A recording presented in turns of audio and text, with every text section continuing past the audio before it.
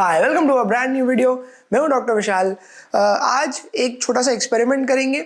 हमारे पास अलग अलग किस्म के पेशेंट आते हैं एज अ डॉक्टर, बहुत सारे रेफर्ड पेशेंट्स आते हैं, बट सबसे इंटरेस्टिंग पेशेंट मेरे ओपिनियन में वो होते हैं जो कि डॉक्टर गूगल द्वारा रेफर होके आते हैं। उनके दिमाग में इतना कन्फ्यूजन, इतने सारे क्वेश्चन होते हैं कि कभी कभी मुझे दुख होता है कि अरे मरीज़ इतने कन्फ्यूजन में आज तक जी रहा था। कभी कभी मुझे खुशी होती है कि एटलीस्ट वो मेरे पास आ गया या किसी डॉक्टर के पास आ गया तो वो सही तरीके से गाइड हो जाएगा। एंड कभी कभी मुझे बड़ा एंटरटेनिंग लगता है कि इंटरनेट पे क्या क्या चीज़ें लिखी जा रही हैं, बताई जा रही हैं ट्रीटमेंट और रेमेडी के नाम पे। तो आज मैं अपने पेशेंट्स जैसे ही एक्टिंग करूँगा एंड अगर मुझे कोई सिम्टम है तो मैं इंटरनेट पे जाके उसका सल्यूशन ढूंढने की, उसके क्योर ढूंढने की कोशिश करूँगा एंड देखते हैं कि इंटरनेट हमको क्या बताता है। ओके, तो मान लीजिए कि मेरा पेट बहुत दुख रहा है, मुझे स्टमक एक हो रहा है, तो मैं ढूंढने की कोशिश करूंगा कि मेरा पेट क्यों दुख रहा है। मैंने जैसे ही क्यूर फॉर लिखना शुरू किया तो सबसे ऊपर एसिडिटी आ गया ऑलरेडी। तो मैं ऐसे मान के चलता हूँ कि एसिडिटी शायद बहुत लोगों को होती है, इसलिए गूगल रेकमेंड कर रहा है। तो क्यूर फॉर एसिडिटी देखते हैं कि क्या हो सकता है। तो क्यूर फॉर एसिडिटी पे मैंने क्लिक किया है। सबसे ऊपर आता है aid relieve 6 symptoms of acidity, और ये कौन से है, ino.co। तो इनो जो है वो बहुत ही popular over the counter medication है, एक पाउडर है जो कि मेडिकल स्टोर से मिल सकता है बिना किसी प्रिस्क्रिप्शन के। जैसे ही आप एसिडिटी टाइप करते हो सबसे पहले उनका ऐड दिखने लगता है।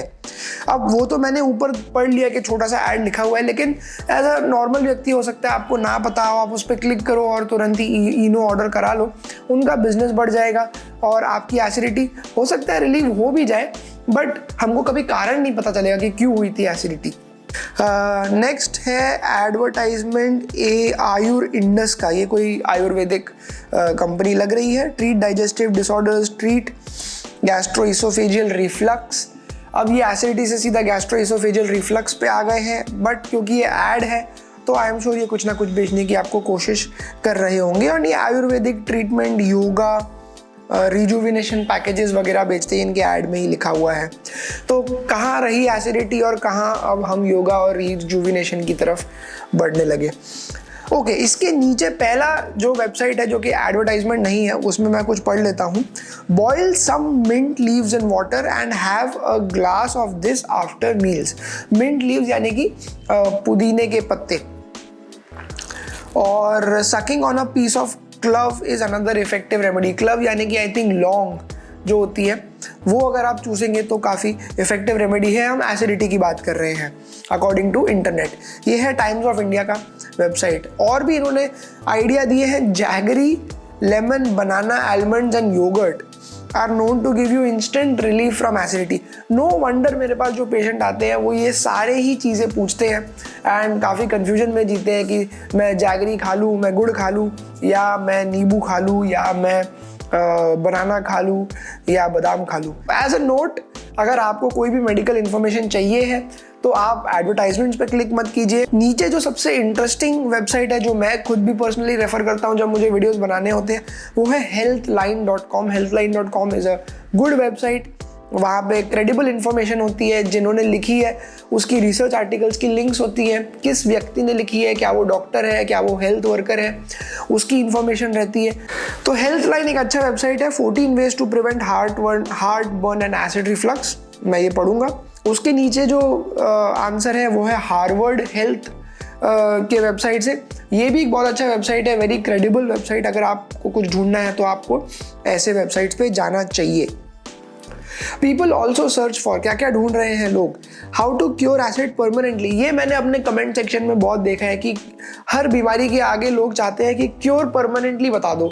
हाइटिस hernia, sir cure permanently. Piles, sir cure permanent बता दो। कोई और बीमारी है, सर क्योर परमानेंट बता दो। तो अब मैं समझ रहा हूँ कि ये सब कहाँ से आता है।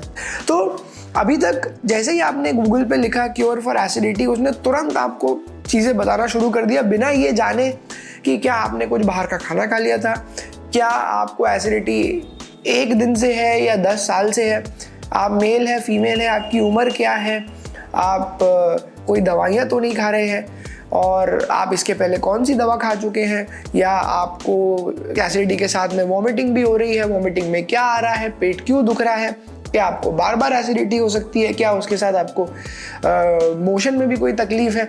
तो ये सारी इंफॉर्मेशन गूगल को ना उसने मांगी है और ना आपने दी है, और हो सकता है आपको पता भी नहीं हो कि ये सब देना ज़रूरी है। इनफैक्ट मैंने अपने चैनल पे भी कुछ दिन पहले एक सर्वे, एक पोल कंडक्ट किया था जिसमें मैंने पूछा था कि आप लोग गूगल करते हैं अपने सिम्टम्स, जब बीमारी होती है तो सबसे पहले आप क्या करते हैं। तो उसमें भी काफ़ी लोग गूगल करते हैं, लेकिन मैंने ये भी देखा कि काफ़ी लोग एक्चुअली डॉक्टर के पास जाके भी कंसल्ट करते हैं। तो मुझे ये जान के बहुत अच्छा लगा कि मेरी ऑडियंस जो है वो काफ़ी स्मार्ट ऑडियंस है एंड इतने मेरे वीडियोस बनाने का फ़ायदा हो रहा है, चीज़ें उनको समझ आ रही है। पेन के बारे में जानने की, मेरा पेट बहुत दुख रहा है और देखते हैं कि क्या इंटरनेट मेरी प्रॉब्लम सॉल्व कर पाता है। तो एब्डोमिनल पेन आया है सबसे पहला रिजल्ट। एंड ये जो ऊपर का कार्ड रहता है, अगर आपको पता नहीं हो तो नीचे छोटा छोटा लिखा रहता है कि कौन से हॉस्पिटल ने ये इन्फॉर्मेशन प्रोवाइड करी है। तो यहाँ पे लिखा है कि अपोलो हॉस्पिटल्स जो है वो ये गूगल की इन्फॉर्मेशन प्रोवाइड कर रहे हैं, जो कि ऊपर कार्ड बन के आ रहा है। तो उनकी तरफ से काफ़ी अच्छा जेस्चर है। एज अ डॉक्टर मैं खुश हूँ ये देख के कि कोई हॉस्पिटल आपको इन्फॉर्मेशन प्रोवाइड कर रहा है, ना कि कोई वेबसाइट जहाँ पे चीज़ें बेची जा रही हैं। तो एब्डोमिनल पेन ओवरव्यू ट्रीटमेंट पे ही आ गए हैं ये लोग डायरेक्ट। सेल्फ ट्रीटमेंट ये भी यही कह रहे हैं कि सबसे पहले एंटासिड ले लो, एंटी विंड मेडिकेशन ले लो, यानी कि इनो वगैरह गैस रिलीव करने के लिए। थोड़ी थोड़ी मील्स खाओ, स्मॉलर मील्स, हार्ट बर्न वगैरह वगैरह वगैरह। हाँ, avoid taking aspirin and ibuprofen. तो अब ये पढ़ के मुझे ऐसा लग रहा है कि कोई डॉक्टर आपसे बात कर रहा है, बिकॉज ये जनरल वेबसाइट पे चीज़ें मेंशन नहीं रहती हैं। तो जिस तरीके से गूगल काम करता है वो ये है कि आप कुछ कीवर्ड्स डालते हो एंड फिर वो ये कीवर्ड्स को ले जाता है अपने इंटरनेट के डेटाबेस में, और सबसे ज़्यादा देखा गया वेब पेज जो होता है जिसमें ये कीवर्ड्स होते हैं वो आपके सामने प्रेजेंट कर देता है। फॉर एग्जांपल, अगर आप हेडेक के बारे में कुछ ढूंढ रहे हैं तो गूगल आपको तुरंत एक लंबी लिस्ट दे देगा कि किन किन कारणों से हेडेक हो सकता है।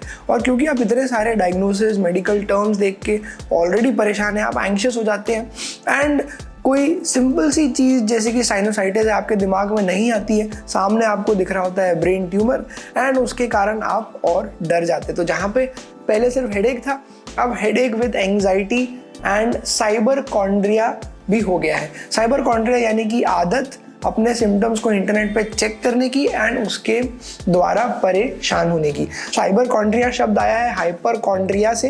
हाइपरकॉन्ड्रिया यानी कि over anxiety about your diseases, यानी कि आपको कोई भी सिम्टम हो जाए तो आप तुरंत ही ओवर थिंक करने लगते हो, ओवर परेशान हो जाते हो लेके कि ये कौन सी बीमारी हो सकती है। उसको हम कहते हैं हाइपरकॉन्ड्रिया। तो वो एक नोन बीमारी है, बट जब से इंटरनेट, गूगल और मेडिकल इंफॉर्मेशन उस पर आने लगी है तब से साइबरकॉन्ड्रिया नाम की एक नई चीज़ शुरू हो गई है। लास्ट हम एक और क्योर ढूंढने की कोशिश कर लेते हैं। इस बार हम देखेंगे कि होम रेमेडी किस किस चीज़ों की मिलती है इंटरनेट पे। ठीक है, चलो पाइल्स की देख लेते हैं, बिकॉज ये मेरे एरिया में आता है। तो पाइल्स के लिए क्या क्या कहते हैं? High fibre diet, correct. Stool softener, ठीक है, ले सकते हैं, सबके लिए एप्लीकेबल नहीं है। तो आइस पैक, कोल्ड कंप्रेस, विच हेजल एक्सट्रैक्ट। देखो अब यहाँ पे ना बहुत गड़बड़ होने लगी है कि आइस पैक पाइल्स का मरीज कहाँ लगाएगा, एंड आइस पैक कितनी देर के लिए लगाओगे। ज़्यादा आइस पैक लगाओगे तो वहाँ पे बहुत ज़्यादा आइस की वजह से टिश्यूज़ को डैमेज हो सकता है। कोल्ड कंप्रेस पाइल्स के लिए आई डोंट थिंक कभी मदद करता है। मैं तो हमेशा यही कहता हूँ कि 6 बाथ जो है वो ज़्यादा अच्छा ट्रीटमेंट है। Medications, steroid, local anaesthetic, dietary supplement, steroid, again हो सकता है आप जाके स्टेरॉइड ले लो, बट आई थिंक इनका कहना है कि स्टेरॉइड लगाना चाहिए ऑइंटमेंट के रूप में। Cauterization, rubber band ligation, freezing, sclerotherapy, ये सब तो ठीक है, ये तो मतलब आप घर पे तो नहीं कर पाओगे, जबकि हम तो होम रेमेडी ढूंढ रहे थे। Medical treatments, nifedipine ointment with lignocaine. अब ये सच में मतलब अब ये एज अ डॉक्टर काम की चीज़ बात कर रहे हैं जिससे कि आपको एक्चुअल में फ़ायदा हो सकता है। निफेडिपिन ऑइंटमेंट विद लिडोकेन अलग अलग ऑइंटमेंट्स में आता है। Prescription steroid creams, prescription steroid cream यानी कि जो क्रीमें आपको प्रिस्क्रिप्शन द्वारा मिलती है, इंडिया में बिना प्रिस्क्रिप्शन के भी मिल जाती है, बट उनमें एक्चुअल दवाइयाँ होती है जो कि पाइल्स को कुछ कर सकती है, ना कि आप ये टी एक्सट्रैक्ट और ये तेल और वही सब चीज़ें लगा दो, उनसे कुछ नहीं होने वाला है। रबर बैंड लाइगेशन, स्क्लेरोथेरेपी, अब ये मतलब एक्चुअल ट्रीटमेंट की बात कर रहे हैं। इंटरनेट पे इतनी इन्फॉर्मेशन देखता हूँ तो मुझे मूर्स लॉ की याद आ जाती है। मूर्स लॉ एक ऐसी लॉ है जो कि 1965 में mister Moore, I think professor थे कंप्यूटर के, उन्होंने दी थी। उनके इस लॉ के मुताबिक उन्होंने कहा था कि जो कंप्यूटर चिप होती है जो हमारे सब गैजेट्स में लगती है, उसके ऊपर जो ट्रांजिस्टर होता है, नंबर ऑफ ट्रांजिस्टर्स उस चिप पे हर 18 महीनों में डबल हो जाते हैं। यानी कि कोई भी चिप के काम करने की कैपेसिटी, कोई भी कंप्यूटर चिप के काम करने की कैपेसिटी हर 18 महीने में डबल हो जाती है। एंड फिर एक और सर्वे किया गया जिसमें ये पता चला कि जो मेडिकल इंफॉर्मेशन अवेलेबल है इंटरनेट पे हर 73 डेज में डबल हो जाती है। यानी कि आप समझ सकते हैं कि कितनी सारी इंफॉर्मेशन है इंटरनेट पे। एंड जैसे ही आप कोई कीवर्ड टाइप करते हैं तो ये सारी इंफॉर्मेशन आपके ऊपर बरसा दी जाती है। एंड फिर आपका काम रह जाता है उसमें से रेलेवेंट चीज़ें छांटना एंड अपने आप उसको समझना और प्रॉब्लम सॉल्व करना। उसी के साथ गूगल पे चीज़ें लिखी जाने की और भी कुछ प्रॉब्लम्स है। सबसे पहली है कि जो वेब पेजेस है, जो वेबसाइट है, उनको आर्टिफिशियली रैंक करवाया जा सकता है। गूगल इसके अगेंस्ट काम करता है, बट बहुत सारे ऐसे टिप्स हैं, ट्रिक्स हैं, तरीके हैं जिससे कि आपका जो वेब पेज है, जो भी वेब डेवलपर है, वो उसको सर्चेज में ऊपर ला सकता है। एंड इसका साइंटिफिक होने से या एक्यूरेट इंफॉर्मेशन देने से कोई लेना देना नहीं है। तो अगर मैं कोई हर्बल प्रोडक्ट, कोई कोर्स या कोई प्रोग्राम बेचने वाला व्यक्ति हूँ, मैंने वेबसाइट बनाया, तो मैं अपना जी जान लगा दूंगा कि सबसे ऊपर गूगल पे दिखाई दे, चाहे किसी भी हो कीमत पे हो, भले मुझे गलत इन्फॉर्मेशन क्यों ना देनी पड़े। क्यों आप अपना पैसा और समय खर्च करके डॉक्टर के पास मिलने जाना चाहोगे? I think the main answer is to reduce anxiety and to find something called closure. Closure यानी कि एक सेंस ऑफ डायरेक्शन कि आपकी जो बीमारी है वो कितनी सीरियस है, किस डायरेक्शन में जा रही है, क्या उसके ट्रीटमेंट ऑप्शन है। यानी कि आप किसी व्यक्ति से बात करते हो तो वो इन्फॉर्मेशन आपके लिए पर्सनलाइज्ड होती है। तो आई थिंक ये सबसे इम्पॉर्टेंट फ़ायदा है किसी डॉक्टर के पास जाके उससे बात करने का। क्लिनिकल एग्जामिनेशन एक और चीज़ है जो कि आप चाहे जितना गूगल कर ले, इंटरनेट कर ले, टेली कंसल्टेशन कर ले, उसको आप क्लिनिकल एग्जामिनेशन से रिप्लेस नहीं कर सकते। क्लिनिकल एग्जामिनेशन मतलब कि कोई डॉक्टर एक्चुअल में फिजिकली आपको एग्जामिन करे एंड पता करने की कोशिश करे कि क्या बीमारी हुई है। ये स्पेशली इम्पॉर्टेंट हो जाता है मेरी जैसी ब्रांच में, जो सर्जिकल ब्रांचेस हैं जहाँ पे कि ऑपरेशन करना होता है। मैं to be honest video call देखकर एंड फ़ोन पे बात करके नहीं किसी को गाइड कर सकता हूँ कि ऑपरेशन करना चाहिए या नहीं करना चाहिए। कई बार पूरी रिपोर्ट देख ले, CT MRI, उसके बाद में भी बताना मुश्किल हो जाता है कि क्या ऑपरेशन करें या नहीं करें, बिकॉज ऑपरेशन काफ़ी सीरियस चीज़ होती है एंड लाइफ में एक ही बार होती है। एक बार शुरू कर दिया तो जो पेशेंट है और जो डॉक्टर है, दोनों को उसके साथ लाइफ लॉन्ग रहना पड़ता है। एक अंदर की बात मैं आपको बताऊं कि एज अ डॉक्टर जब हमको कोई मेडिकल प्रॉब्लम होती है जो कि मेरी स्पेशलिटी की नहीं है, तो हम भी किसी दूसरे डॉक्टर को, किसी दोस्त को फ़ोन करते हैं या जाके as a normal patient fees दे के अपनी प्रॉब्लम डिस्कस करके अपनी दवाइयाँ लेके आते हैं। हम भी कभी गूगल यूज़ नहीं करते बिकॉज हम लोग को पता रहता है कि इसमें कितनी कंफ्यूजिंग चीज़ें हो सकती हैं। एंड एक्चुअल कंसल्टेशन करना आपका समय बचा सकता है एंड आपको सही ट्रीटमेंट दिलवा सकता है। मैं ये नहीं कहना चाहता हूँ कि डॉक्टर्स कभी फेल नहीं होते हैं, उनसे भी गलतियाँ होती हैं, उनके भी जजमेंट में मिस्टेक हो सकती है, बट उसका मतलब ये नहीं है कि आप एकदम ही उनको ये खारिज कर दे एंड आप इंटरनेट और गूगल के भरोसे ही अपनी ट्रीटमेंट पूरी करते रहे। तो इतना सब सुनने, समझने, बोलने के बाद इंटरनेट एक्चुअली है किस काम का? आप इंटरनेट को अपने मेडिकल नॉलेज के लिए एनहांस करने के लिए कब यूज़ कर सकते हैं? सबसे पहला है कि आप इंटरनेट को यूज़ कर सकते हैं नॉलेज गेन करने के लिए। यानी कि आप कोई प्रोसीजर के बारे में जानना चाहते हैं। फॉर एग्जांपल मैंने ERCP, MRCP, अनगिनत प्रोसीजर्स के ऊपर वीडियोस बनाए हैं। तो मैं हूँ या मेरे जैसा कोई डॉक्टर जो कि कोई प्रोसीजर एक्सप्लेन कर रहा है, तो आप वो देख सकते हैं इंटरनेट पे एंड आप समझ सकते हैं कि अच्छा ये प्रोसीजर में ऐसा होता है, उसके ये प्रिकॉशंस है, उसके ये साइड इफ़ेक्ट है, वगैरह वगैरह। दूसरा है अपनी डायग्नोसिस के बारे में ज़्यादा चीज़ें जानने में आपको इंटरनेट काफ़ी मदद कर सकता है। बट डायग्नोसिस जो है वो किसी डॉक्टर द्वारा इस्टेब्लिश्ड होनी चाहिए। यानी कि किसी डॉक्टर ने आपको देखा है एंड उसने आपको डायग्नोस करके बताया है कि आपको ये फलानी बीमारी है। एक बार आपको पता चल गया उस बीमारी के बारे में, फिर आप चाहे जितना इंटरनेट पे उसके बारे में रिसर्च कर लीजिए, चीज़ें समझ लीजिए, तो आप एकदम सही ट्रैक पे रहेंगे। तीसरा है अपने डॉक्टर से टच में रहना। बहुत बार समय नहीं होने के कारण आप एक बार तो अपने डॉक्टर से मिल लेते हो सकता है आपका ऑपरेशन हो गया हो, आपने बड़ी मुश्किल से छुट्टी निकाली हो, अब आप आपको फॉलोअप के लिए जाने का समय नहीं है, तो आप इंटरनेट की जो सुविधा है, टेली कंसल्टेशन, टेली मेडिसिन वगैरह की मदद से रिपोर्ट्स एक्सचेंज कर सकते हैं, बात कर सकते हैं, डिस्कस कर सकते हैं, बिकॉज अब एक बेसिक डायग्नोसिस इस्टेब्लिश्ड हो गई है। फिर इंटरनेट की मदद से आप अपना समय और पैसे बचा सकते हैं। एक और तरीका इंटरनेट को यूज़ करने के लिए है कि आप अपने टेस्ट और दवाइयाँ ऑनलाइन ऑर्डर कर सकते हैं। इस मामले में इंटरनेट आपकी बहुत अच्छी मदद कर सकता है। हो सकता है जो दवाई लिखी हो वो आपके नेबरहुड मेडिकल स्टोर में नहीं मिल रही हो, तो इंटरनेट की मदद से वो आपके घर पहुंच जाएगी।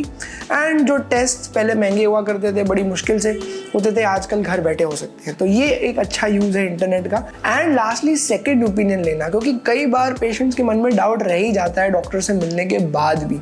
तो अगर आप एक डॉक्टर से मिल चुके, उन्होंने आपको कोई ट्रीटमेंट बताया है, स्पेशली ऑपरेशन या सर्जरी के चक्कर में ऐसा होता है कि आपको डॉक्टर ने बताया कि फलानी सर्जरी करानी है, लेकिन आप कन्विंस नहीं हैं, आप और किसी का ओपिनियन लेना चाहते हैं, तो इंटरनेट आपको काफ़ी मदद कर सकता है। बिकॉज अगेन डायग्नोसिस इस्टेब्लिश हो चुकी है, इन्वेस्टिगेशंस हो चुके हैं, तो दूसरा डॉक्टर जो है वो वहाँ से सारी इन्फॉर्मेशन लेके आपको सही तरीके से गाइड कर सकता है।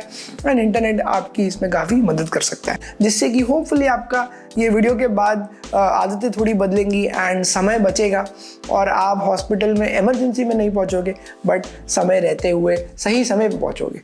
तो अगर आपको ये वीडियो अच्छा लगा है तो चैनल को सब्सक्राइब कर दीजिए, दूसरों के साथ शेयर कीजिए, उनको भी इन्फॉर्मेशन पहुंचाइए, फ़ायदा होने दीजिए। And very soon I will see you in the next video.